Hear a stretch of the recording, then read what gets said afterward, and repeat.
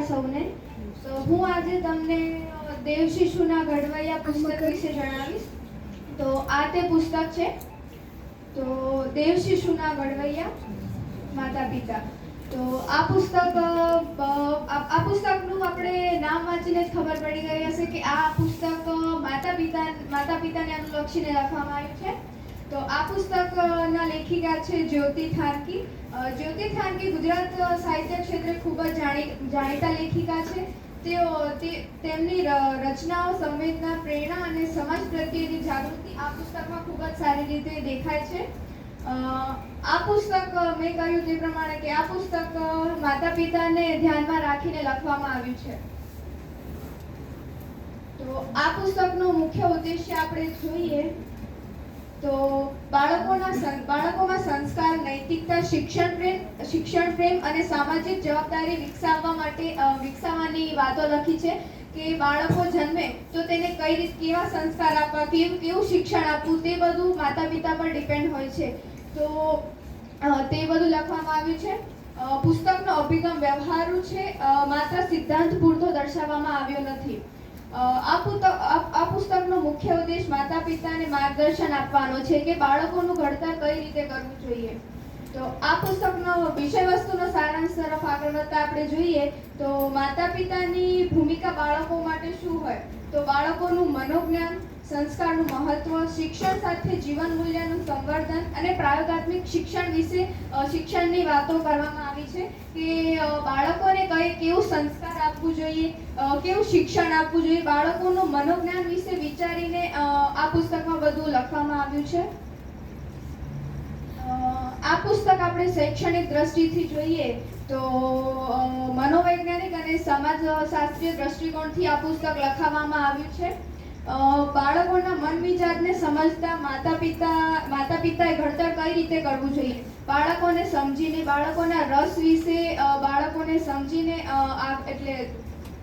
સમજીને તેમનું ઘડતર કરવું જોઈએ તે વિશે આ પુસ્તકમાં જણાવવામાં આવ્યું છે. આ પુસ્તકની ખાસિયતો જોઈએ તો આ પુસ્તકની ભાષા સરળ અને સ્પષ્ટ લખવામાં આવી છે જેથી બધાને આસાનીથી સમજમાં આવી શકે.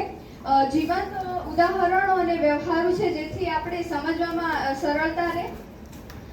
માતા પિતા માટે તરત જ ઉપયોગી થઈ શકે તેવી સૂચનાઓ, ઉદાહરણો અને અમુક મુદ્દા એવા સરસ આ પુસ્તકમાં લખવામાં આવ્યા છે.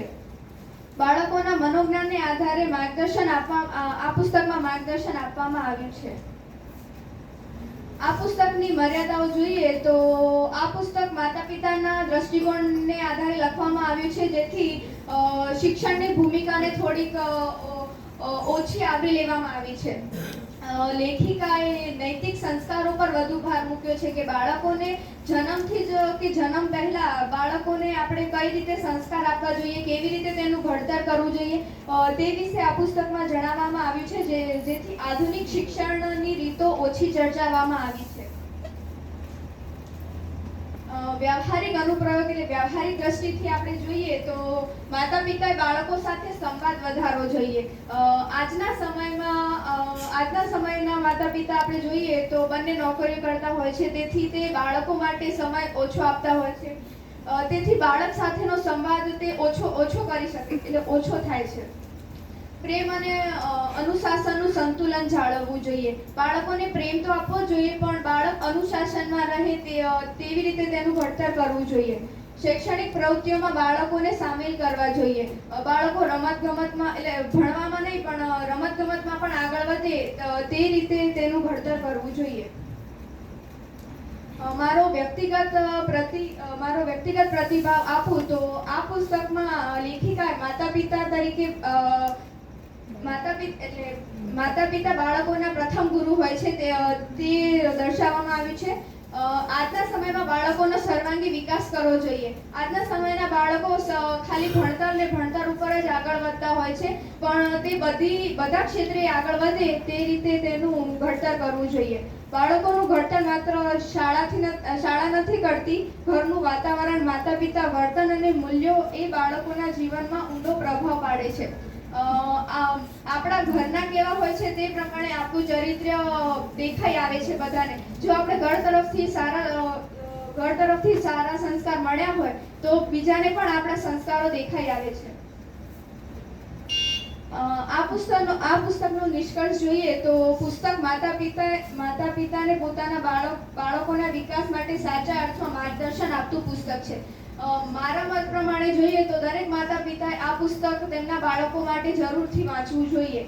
જે કોઈ માતા પિતા શિક્ષક કે શિક્ષણ શાસ્ત્રના વિદ્યાર્થી બાળકના સર્વાંગી વિકાસ વિશે સમજાવવા ઈચ્છે છે. ધન્યવાદ.